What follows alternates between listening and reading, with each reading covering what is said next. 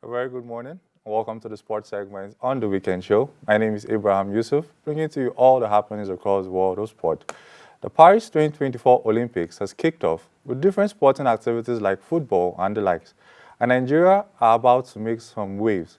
Our amazing athletes are going to compete in lots of different sports, from running and jumping to basketball, football, taekwondo, wrestling, and a lot of other events. I will be praying, cheering, and hoping they all have victories on different levels and bring back gold. We all know how difficult it is to win, and our Super Falcons women's football team just had a tough match against Brazil, losing by a single goal. But don't worry, this is just the start. Our athletes are strong, determined, and ready to show the world what Nigeria is made of. And with me today to have a conversation is the chairman, NFCA FCT chapter, and also Doma United chief coach, Coach Bartholomew David. Good morning, sir. Yeah, good morning. Good to have you on the Weekend Show. Yeah, the pleasure is mine. Okay. Yeah. So I want us to talk about a few things, starting from the Olympics tournament, right? We have quite a good number of Nigerians representing us on different sporting activities, and from basketball, football, tennis, running, in different relays. What's your overall thoughts about Nigerians' participation? All right, thank you very much. Let me just make a correction. Okay. Yeah, I'm the former coach Doma United. Okay, yeah, okay. Not the current one. Okay, noted. Yeah. About the Olympics, we Nigerians, we are known for this, hard fight, hard to die feelings. Yeah, trying to ensure that we get good results. So particularly like the game of yesterday, let me just take it off from there. With the Brazil. It was a very tough game. Very.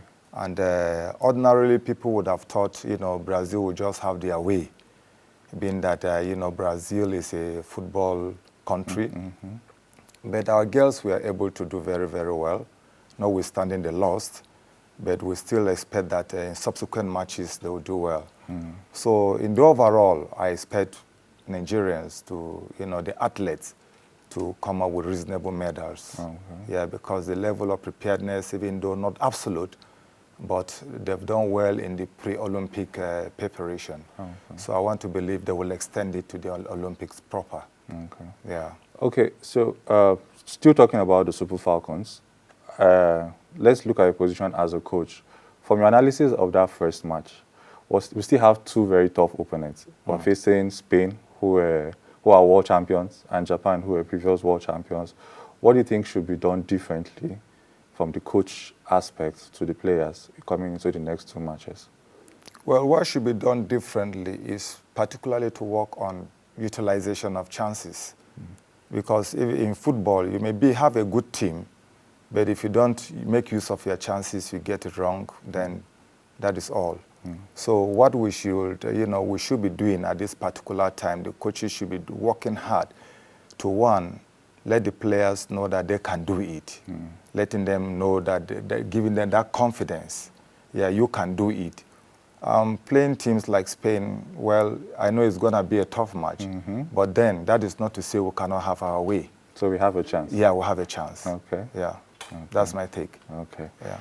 All right, well, we hope and pray for them that they come out with good results in the remaining matches. Sure. So let's come down to our country now. Let's first start with the issue about the coaching of the Super Eagles. It has been, I know that we don't have World Cup qualifying matches till next year, but we have the AFCON coming up very soon. And it's not going to be good going into that month or closer to that month without a definite coach standing for the Super Eagles. So this whole issue about local foreign coach, what's your take on it? Well, to be precise, I prefer my own. Okay. Yeah. It's not as if we don't have coaches that can lead the Super Eagles.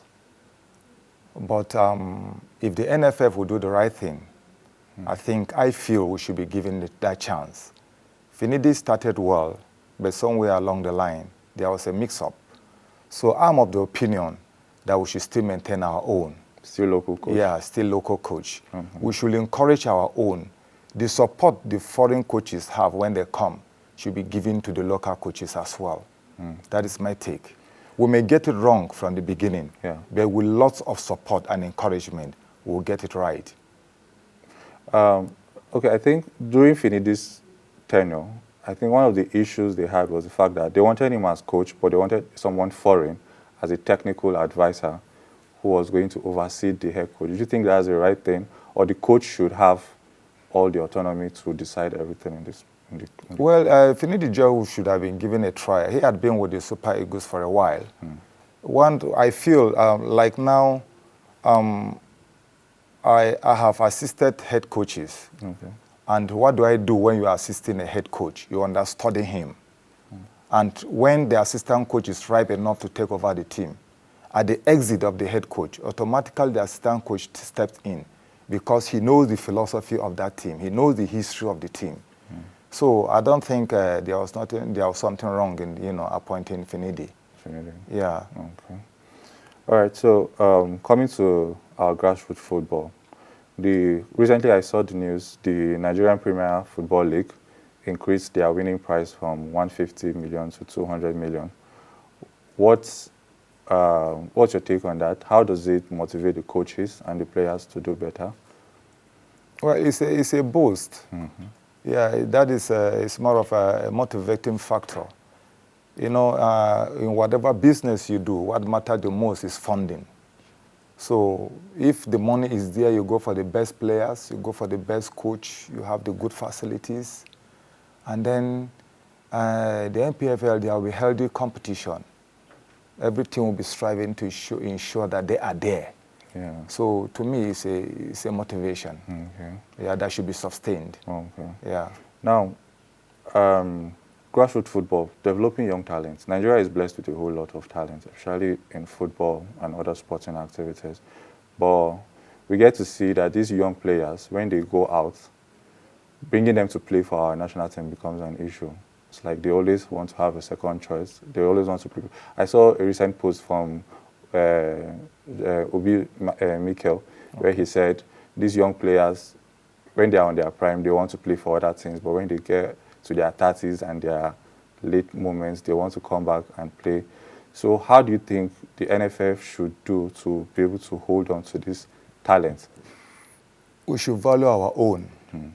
Yeah, we should value our own.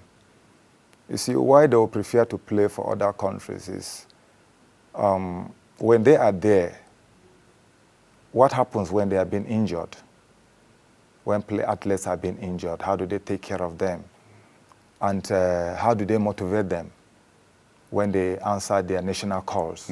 So what I will be saying now is that the NFF should understudy. There is nothing wrong in doing findings. Yeah, if team A is doing well and B is not doing well, if I want to do well, what do? I understudy the other team. So what basically we should be doing is that we should try to encourage our own players when they come to play for us. When they are down, we ensure the welfare, issue is also there. So that is one sure thing to ensure that, we keep our players, those that go out playing for the country. Okay. Yeah. Okay. Now, lastly, let's talk about FCT.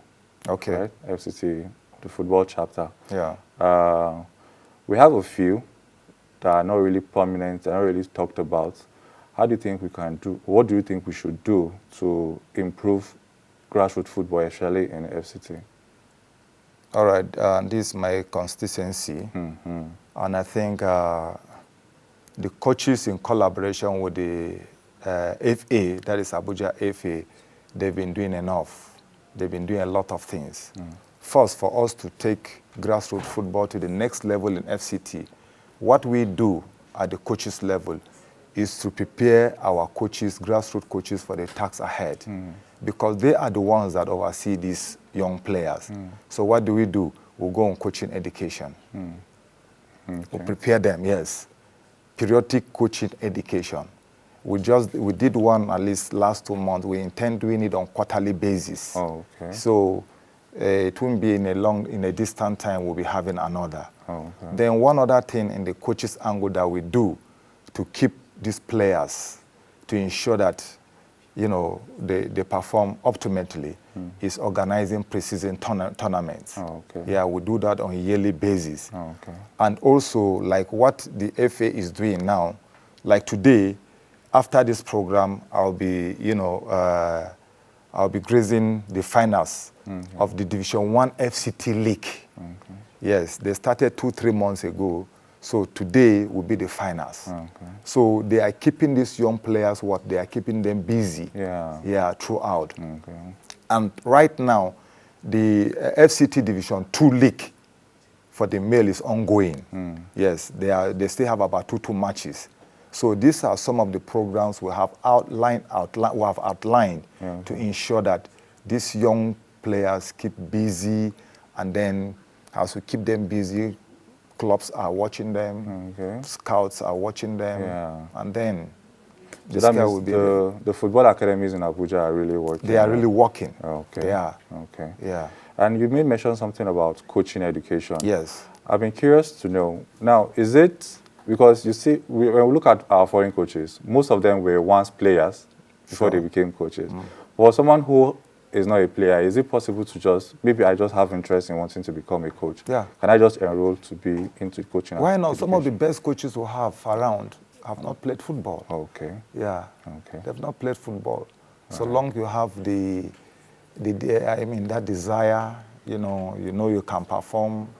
Okay. Why not? For you to be a great coach, first and foremost, you should have passion for it. Okay. Yeah. So you must not necessarily be a footballer to be a coach. Oh, thank you very much, sir, for sharing your thoughts. The pleasure I really is appreciate mine. that. Thank you so much. Okay. Yeah.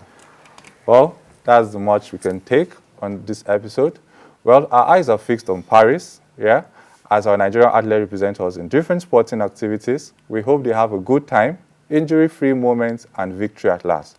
Thanks for listening. My name is Abraham Yusuf. Stay tuned. We have more coming up for you on The Weekend Show.